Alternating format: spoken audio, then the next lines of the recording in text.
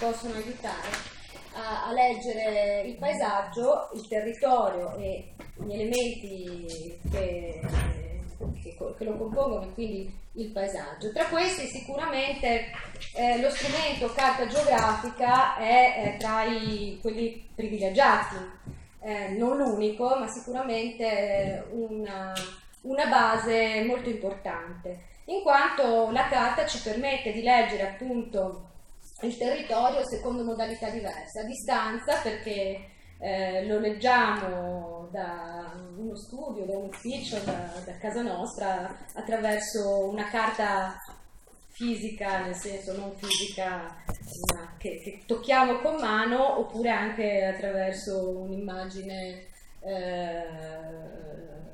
digitalizzata. E a distanza quindi fisica ma anche temporale, cioè possiamo osservare lo stesso territorio nella sua evoluzione nel tempo utilizzando carte di epoche diverse, o anche carte a scala diversa per capire il quadro nel quale il territorio che andiamo ad analizzare si inserisce, quindi vedere insomma quello che lo circonda e come si collega ad altri aspetti. Questo in una logica appunto di una scala più ampia, e quindi confrontare territori diversi tra loro. Le carte quindi, insomma tutti quanti sapete, esistono carte di scale diverse. Quella che si presta alla lettura del territorio non è sicuramente la carta geografica generale fisico-politica, ma soprattutto sono le carte topografiche e quindi, lo dice il termine stesso, quelle che descrivono maggiormente i luoghi, le carte tecnica regionale, che è uno strumento fondamentale, poi base per la pianificazione, la progettazione territoriale, e poi altre carte, come ad esempio le mappe catastali. Anche qui in un'ottica che può essere diacronica, le mappe catastali di epoca, a partire dall'epoca napoleonica, poi territori che ad esempio non hanno il catasto napoleonico ma hanno quello teresiano, hanno comunque dei riferimenti ben precisi, e le mappe catastali attuali anche, quindi tutti degli strumenti che dalla scala, pensiamo a una carta topografica all'1 a 25.000, può andare fino a 1 a 5.000, 1 a 2.000 a seconda della tipologia. Una lettura del territorio che è in qualche modo innaturale in quanto è dall'alto, zenitale, quindi che non ci permette qualcosa che normalmente in natura non potremmo fare, e ci permette un'osservazione priva di ostacoli. Vediamo tutto rappresentato in piano. Ovviamente la carta non è il territorio, quindi è una sua rappresentazione ridotta, approssimata e simbolica, e così insomma deve essere interpretata per quanto utile. Partiamo da uno strumento fondamentale per quanto riguarda il nostro paese, che è la cartografia ufficiale, che è rappresentata dalla carta d'Italia al 100.000, si parla è prodotta dall'Istituto Geografico Militare Italiano, e vedete il territorio suddiviso in diversi fogli, ognuno dei quali, appunto la scala al 100.000, è suddiviso in quadranti che sono alla scala al 50.000, in ulteriori altri 4 fogli denominati tavolette che sono alla scala 1 al 25.000. La Carta d'Italia copre tutto il territorio italiano, è aggiornata con le coordinate Gauss-Boaga a partire dagli anni fine 90 circa, poi a seconda dei territori. Comunque insomma è la cartografia ufficiale sulla quale si basa tutta la produzione cartografica, la carta tecnica regionale, ma si basa anche ad esempio la cartografia, non so se voi conoscete le carte tabacco, che sono molto utilizzate dagli escursionisti. Ecco, la carta tabacco ha come base la cartografia IGN, quindi una cartografia che informa anche altri tipi di carte, perché contiene tutta una serie di elementi fondamentali. È una carta nata per scopi militari e quindi ha una valenza importante perché sono particolarmente sentiti tutti quegli elementi fisici e visuali che per le strategie militari sono importanti, quindi la vegetazione, le vie, i percorsi, le infrastrutture, quindi come muoversi sul terreno, quale tipo di terreno e che tipo di vegetazione, proprio perché è strategica a questi fini.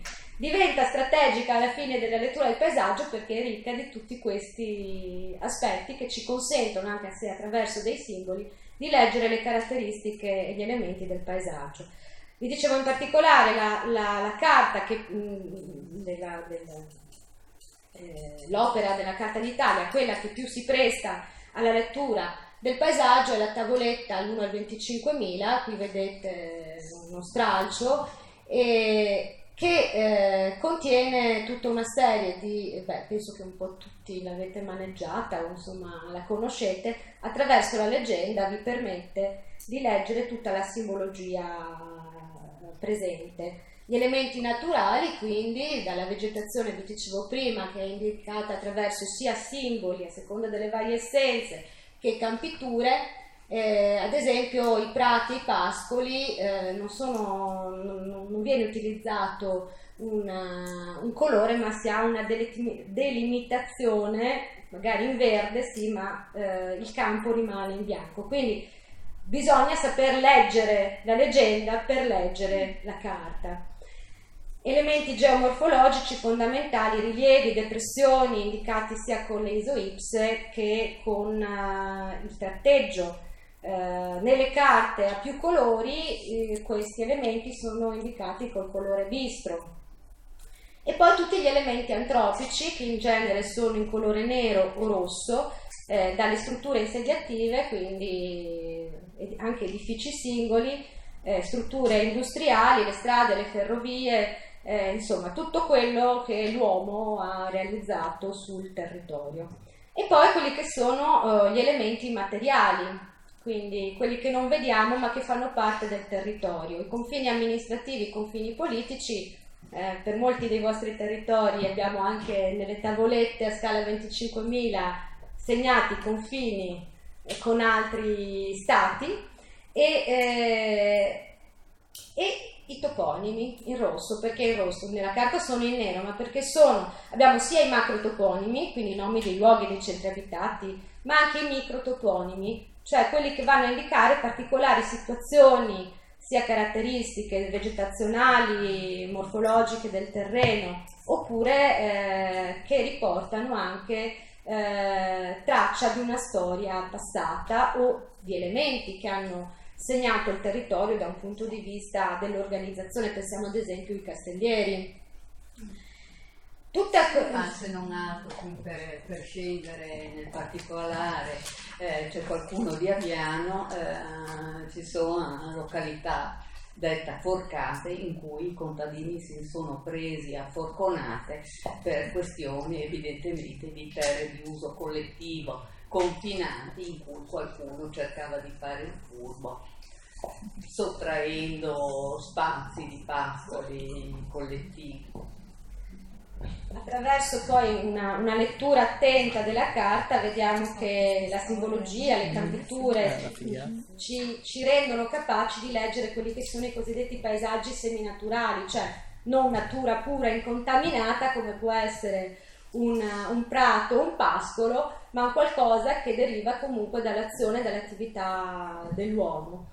E quindi anche capire i diversi usi del suolo nell'attualità, nel passato, poterli quindi confrontare, e quindi anche tutte quelle che sono le modificazioni che sono intervenute. Pensiamo ad esempio ai corsi d'acqua, quindi elementi naturali che sono stati poi dall'uomo regimentati, incanalati per tutta una serie, per portare l'acqua nei centri abitati, per l'irrigazione dei campi e via dicendo. Ecco, qui è interessante ad esempio l'uso del colore azzurro che viene utilizzato nelle carte a più colori per l'acqua, lì non è tanto il colore a differenziare l'elemento idrico naturale o antropizzato, ma è il tratto. Un tratto morbido indicherà un corso d'acqua naturale, un elemento lineare perfetto indica una canalizzazione, quindi anche qui come leggere il tratto permette di fare un'analisi più attenta.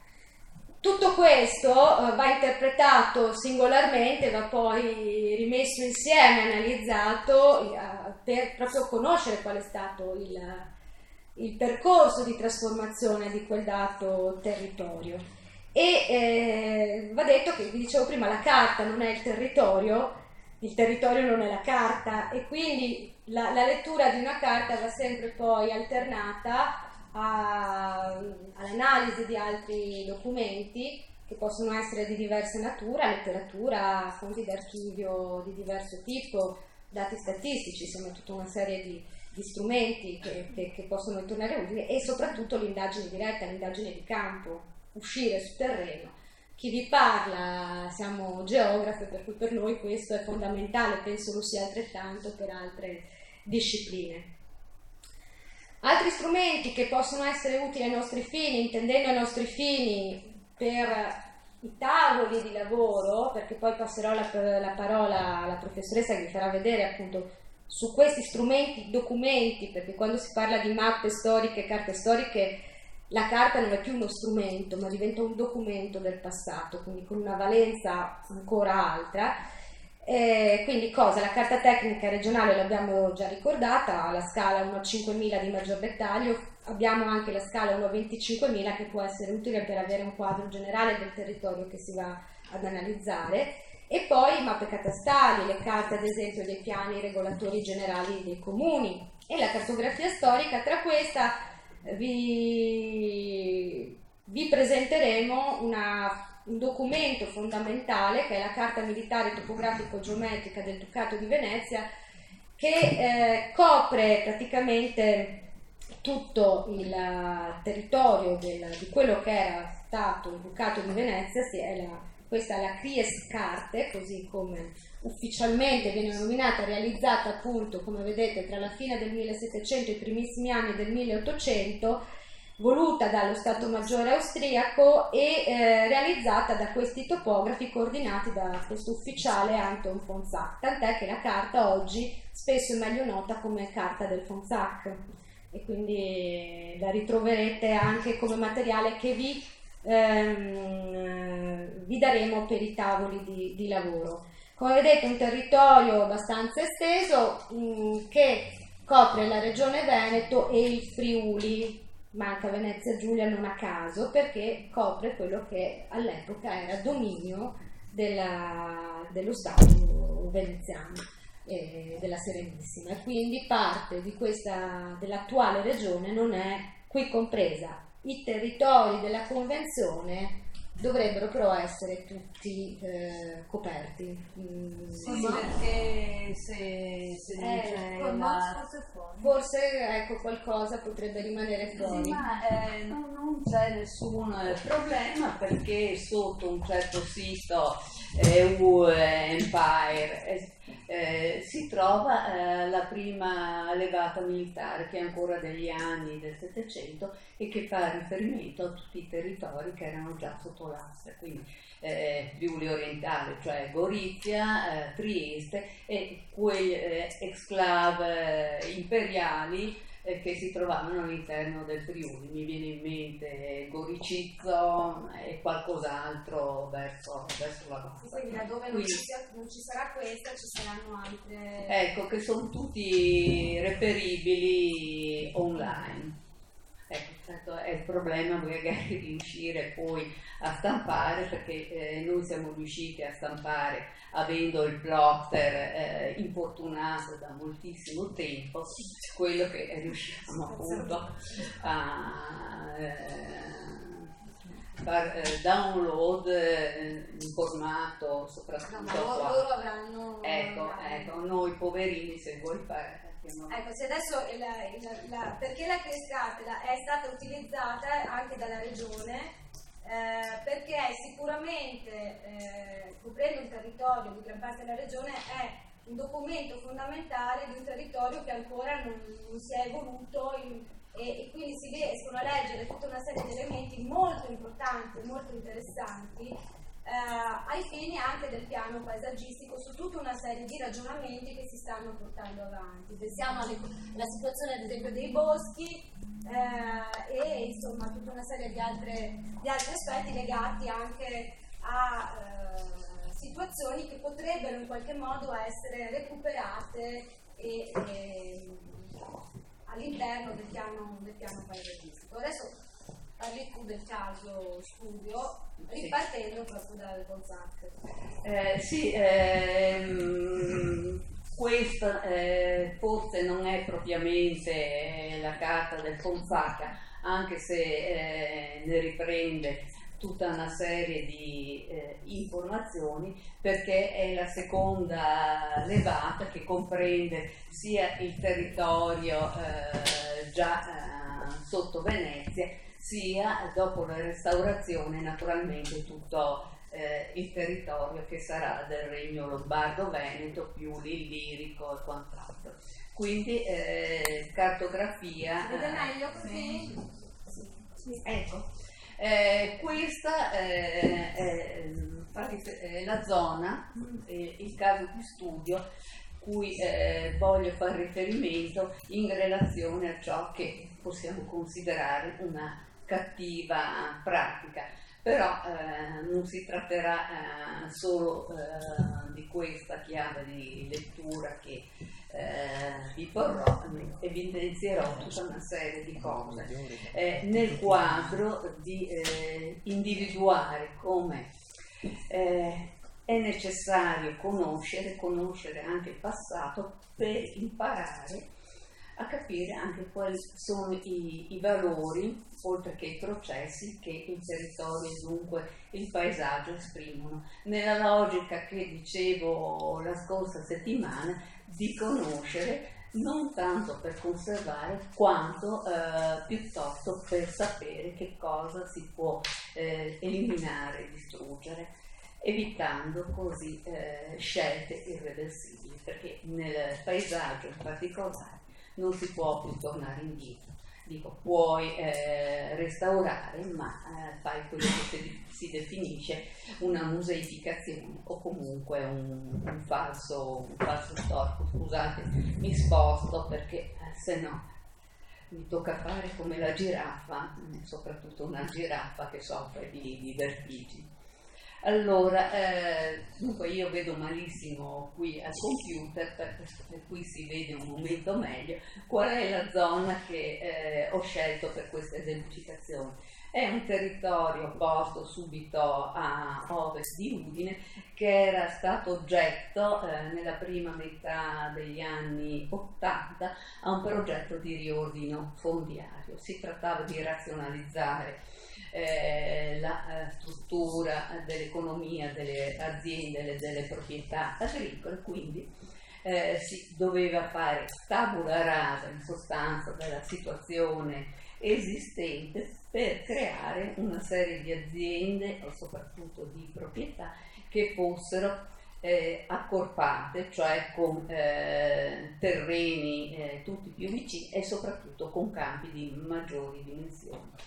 Quindi superando la cosiddetta polverizzazione fondiaria, che è stata una delle caratteristiche storiche di formazione e purtroppo anche di permanenza della nostra agricoltura.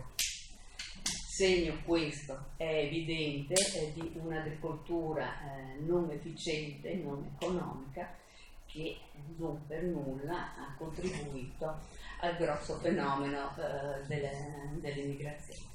Dunque, alla luce dei riordini fondiari è stato possibile poi effettuare tutta una serie di studi nel tentativo di contrastare questi progetti. È uscita la legge Galasso nell'85, per cui questi studi sono rimasti utili, utilissimi nella memoria. Sono intervenute tutta una serie di cose. Le leggi friulane sui riordini fondiari sono state cassate in quanto dichiarate anticostituzionali rispetto all'articolo 9 della Costituzione, quello che tutela la cultura e il paesaggio come espressione di cultura e dunque di identità territoriale.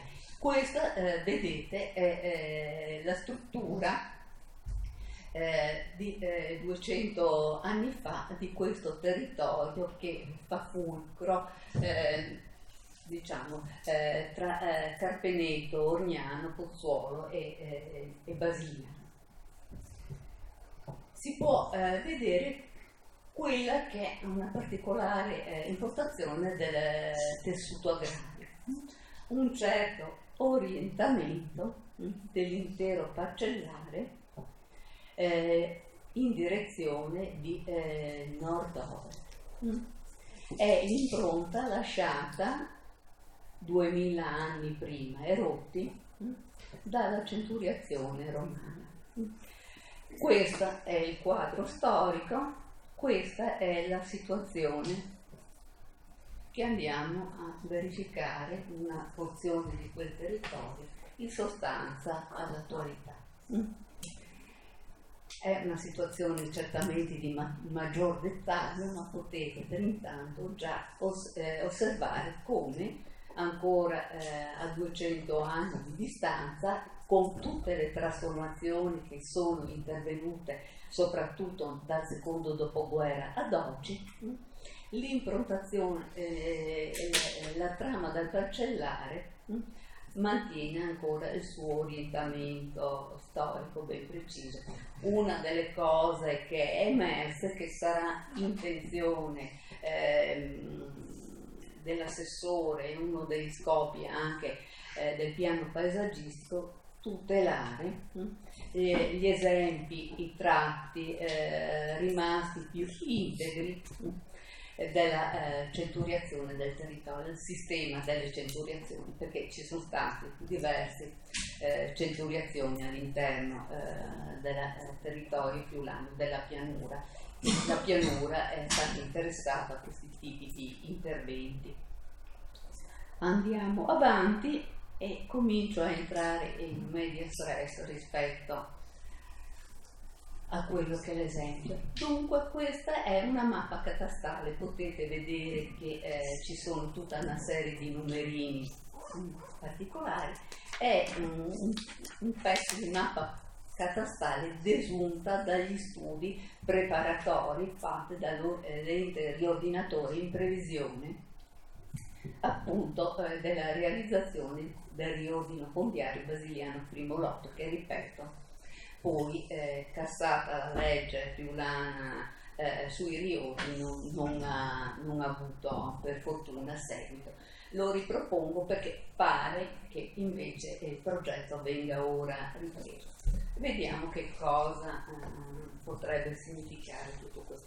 Dunque è un parcellare particolarissimo, esprime la polverizzazione fondiaria, ma lo sostiene un fenomeno socio-economico molto particolare. Si trattava di terre pubbliche concesse in uso collettivo alle comunità, erano terre pubbliche nazionalizzate con termine attuale ad opera della Serenissima, che erano state concesse in uso con norme molto restrittive per 200 anni e più alle comunità locali, e a un certo punto, diciamo per semplificare, in epoca austriaca, quando si concesse la proprietà delle terre collettive ai comuni ad opera dell'imperatore d'Austria con patente nel 1839,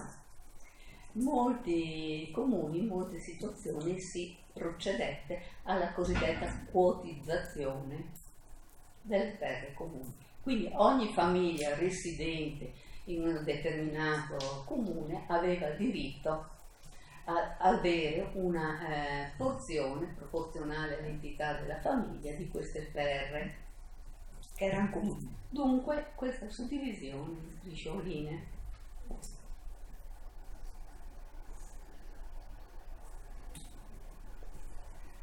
Riprendo un'altra carta a scala 1/25.000, non dell'IGN come della regione come la precedente, ma è una classica IGN. Vedete che sono indicate tutta una serie di griglie, il possibile tracciato dell'antica centuriazione romana, di cui sono certi alcuni elementi ricostruiti.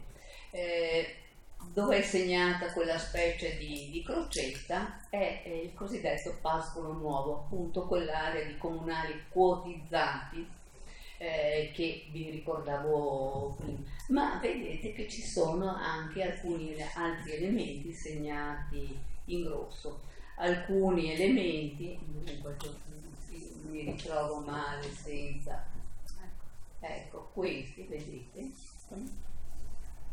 elementi che ripercorrono allineamenti della centuriazione, ma che sono poi anche elementi che vanno, per esempio, a ripercorrere i confini comunali attuali. Quindi abbiamo una successione di elementi territoriali confinati che dall'epoca romana, dove la griglia della centuriazione praticamente era materialmente costituita da assi che fungevano da strada, ecco, dall'epoca romana abbiamo tutta una serie di elementi territoriali anche significativi come i confini che si perpetuano nonostante tutte le vicende passate dalla nostra regione in 2000 anni fino all'attualità.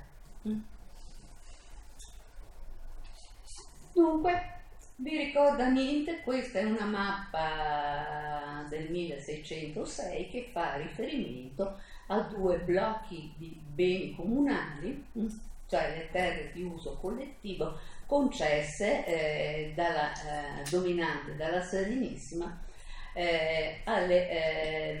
oggi diciamo al comune di Basigliano. In realtà la situazione era molto più complessa perché praticamente ogni paese costituiva comunità a sé. Diciamo che nel contesto di Basigliano esistevano questi due grossissimi blocchi di beni comunali. Diciamo a occidente e a oriente di questi due blocchi erano identificati ancora un continuum incredibile di beni comunali. Passo all'immagine successiva, poi le vedrete insieme. Questo è il pascolo nuovo di cui vi ho mostrato l'immagine catastale. È una foto che ho scattato personalmente nel 86-87. La cotizzazione, come l'ho detto, è avvenuta subito dopo il 1840. Quindi, a distanza di tanti secoli, la realtà che abbiamo visto espressa catastalmente anche sul terreno, sul territorio, con nostra grande sorpresa, manteneva quelli che erano sostanzialmente i caratteri originali.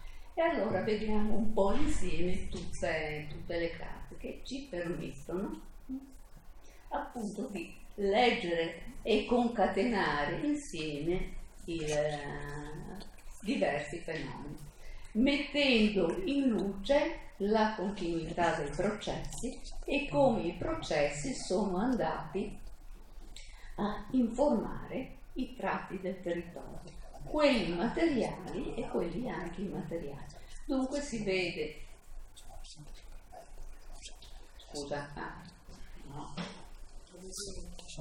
no, volevo riprendere, siccome io detesto non usare, ecco, vedete benissimo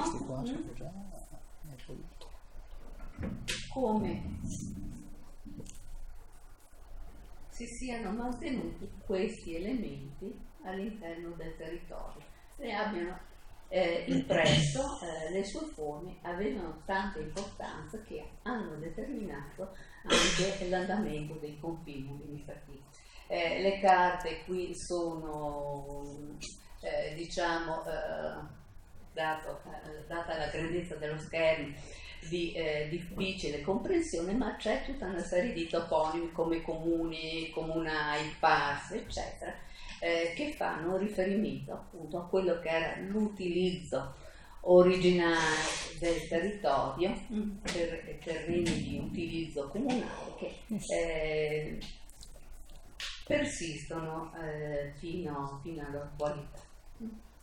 Se poi vogliamo essere ancora più precisi, questo è il riferimento, si tratta di una carta tecnica, così abbiamo anche l'occasione di passare in rassegna i vari documenti che andrete a utilizzare sui tavoli. La situazione del pascolo nuovo quale appare nella carta tecnica, che però non è una carta catastale, rispetto alla situazione catastale. Ancora tutto sommato, nella situazione di grande trasformazione si mantiene ancora. Allora parlavo di cattive pratiche, i riordini nati con tutta una serie di obiettivi che poi sono in realtà cadute perché mancavano norme adeguate e quant'altro. Quindi non hanno risolto i problemi per cui erano stati portati avanti e sono risultati devastanti per il territorio, perché ne hanno fatto tabula rasa, distruggendo risorse naturali, risorse e aree archeologiche visibili in superficie, eccetera. Quindi sono risultati una devastazione sotto il profilo ecologico e storico-culturale, con la perdita totale appunto dell'eredità culturale, ma anche dal punto di vista economico non sono stati grandi, non hanno avuto grandi risultati, anzi, quindi sono stati assolutamente messi in discussione,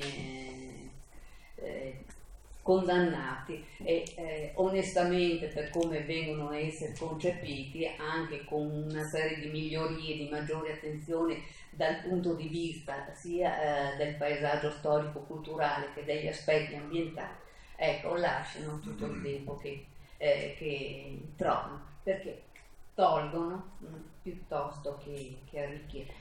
Quindi qui un esempio di territori, pure in una realtà che aveva bisogno di interventi di bonifiche idrauliche che non permettono quasi più di riconoscere il paesaggio originario.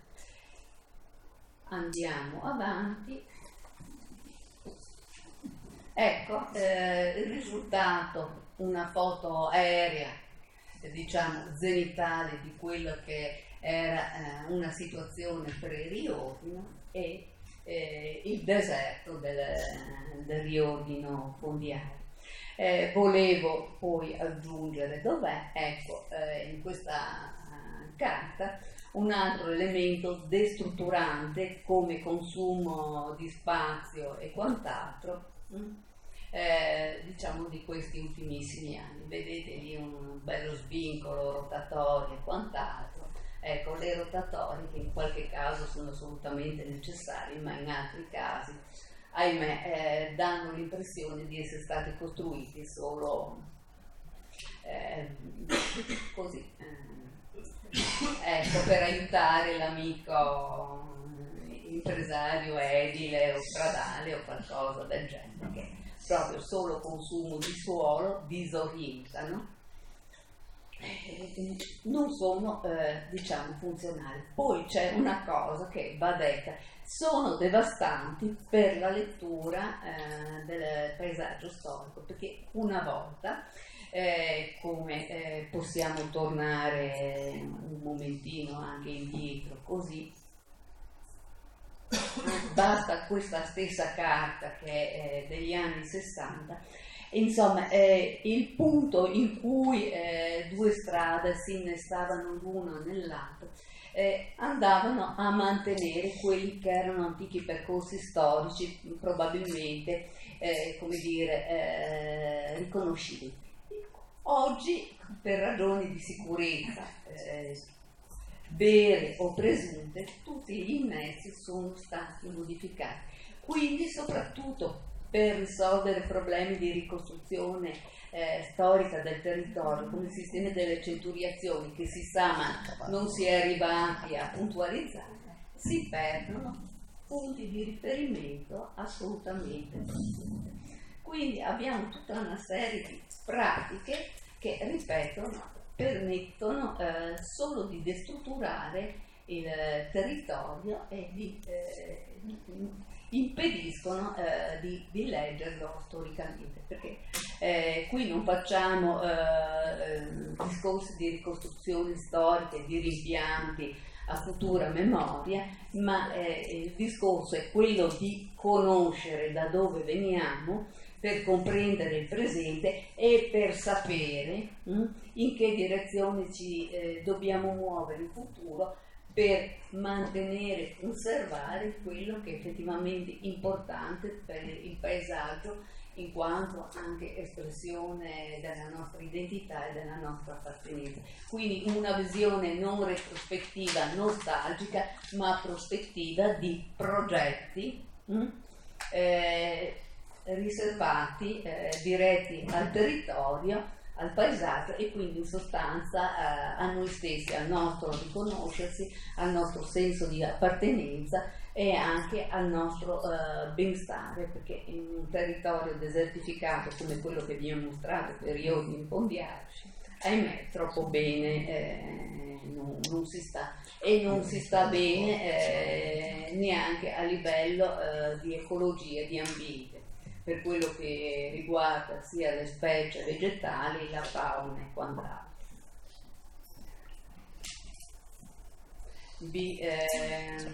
Sono arrivata quasi al fondo di paesaggio friulano tradizionale.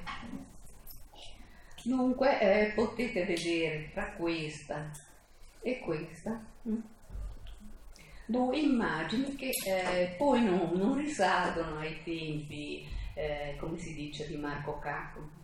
Sono immagini della fine degli anni 40, degli inizi degli anni 50.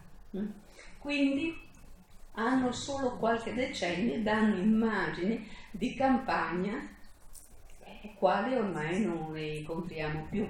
Immagini che fanno riferimento al cosiddetto paesaggio friulano tradizionale, che in realtà tradizionale è piuttosto poco, perché è un paesaggio che si è venuto a costruire in sostanza lentamente dalla metà del Seicento, con la prima privatizzazione ad opera di Venezia, privatizzazione ossia vendita dei beni comunali, cioè delle terre pubbliche concesse in uso alle comunità, e che poi si è sviluppato particolarmente con le vendite dalla metà dell'Ottocento in poi. Perché che cosa si faceva?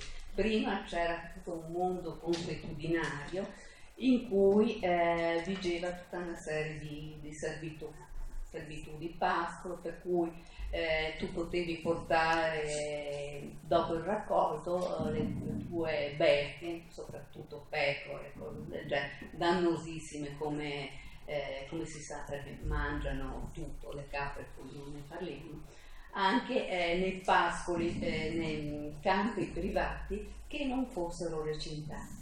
Quindi gli alberi hanno cominciato a diffondersi sempre di più con la privatizzazione, oltre che con la nascita dell'industria serica, per cui i contadini nelle loro famiglie allevavano i bacchi, che spesso erano l'unica forma che gli consentiva un po' di introito, di moneta, quindi preziosi. E quindi riempirsi appunto di gelsi nelle nostre campagne, sui bordi dei campi, all'interno dei campi, appunto in quella che si chiama coltura promiscua, in cui le viti, e qui torniamo indietro, maritate un albero tutore, che poteva essere un albero da frutta o spesso il gelso stesso, si intermezzavano alle culture di cereali, ma si arrivava a situazioni in cui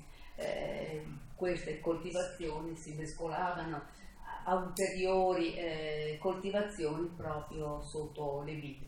È il paesaggio della miseria, diciamo, cioè condizioni socio-economiche, patti agrari durissimi, eccetera. Pochi erano proprietari della terra che lavoravano o avevano fazzoletti che erano assolutamente insufficienti, per cui in quel poco che si aveva o in proprietà o in quel poco che si poteva, riusciva ad avere, che so, a mezzadria, ecco, bisognava coltivare di tutto, quello che serviva per se stessi, per il bestiame da dare al proprietario reale delle terre.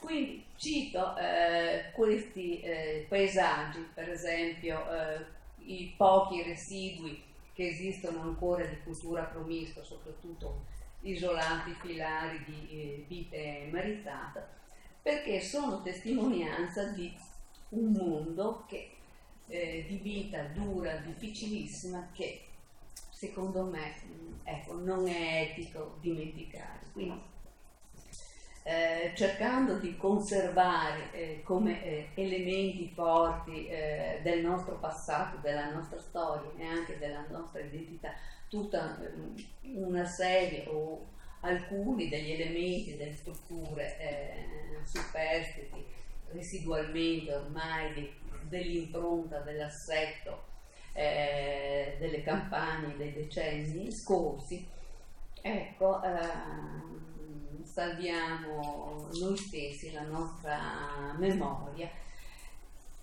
senza naturalmente con ciò dover cristallizzare tutto.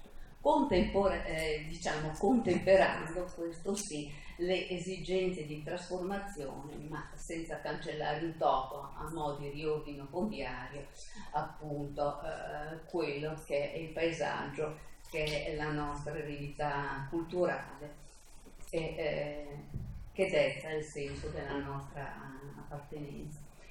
Quindi arrivo a questa che è l'ultima slide.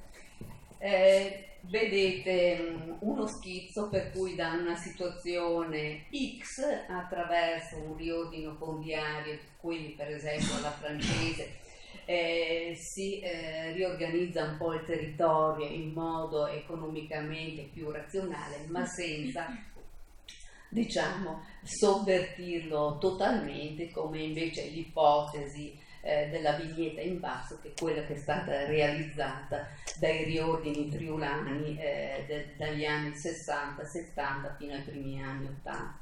È stato un problema grosso per la nostra regione, perché qui si sono attuati più della metà dei riordini fondiari complessivamente realizzati in Italia.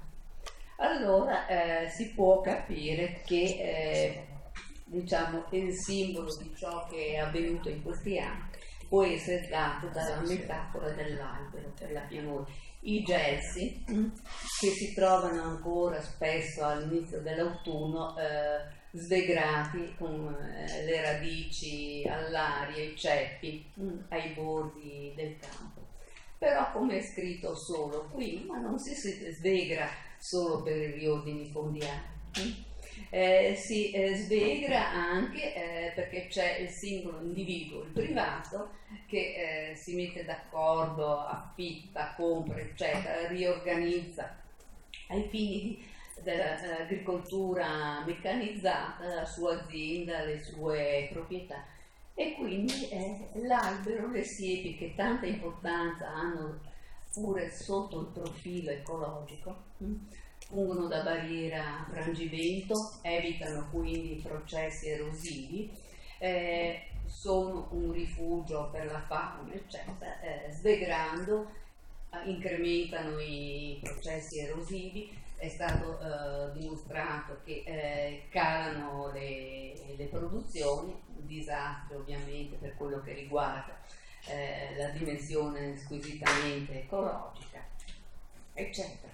Quindi abbiamo avuto nella nostra realtà in questi anni gli effetti massivi su ampia scala dei riordini fondiari, ma gli effetti ugualmente devastanti a macchia di leopardo portati avanti dall'iniziativa privata. Si svegra, quindi si eliminano alberi a go-go, e quindi alla faccia dell'effetto serra e di quant'altro. Potremmo anche qui ricordare cattive pratiche, almeno nel nostro comune si capisce la necessità di risparmiare, ma le potature degli alberi degli ultimi anni dei nostri viali sono qualcosa di incredibile.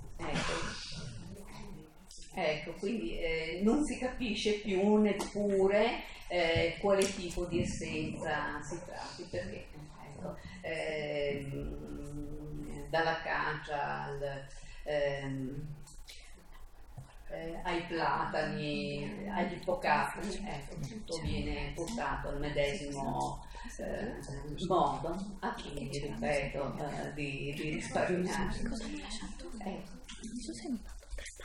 Se questo è, l'albero che scompare diventa sempre più raro in pianura per tutta una serie di processi, gli si contrappone quel versus la metafora del bosco, e quindi andiamo a vedere su alcune realtà di collina, di alta collina, prealpina, di montagna, dove l'evoluzione socio-economica demografica ha portato a crisi, all'abbandono, eccetera, tutta quella questione che era anche emersa dei boschi secondari. Quindi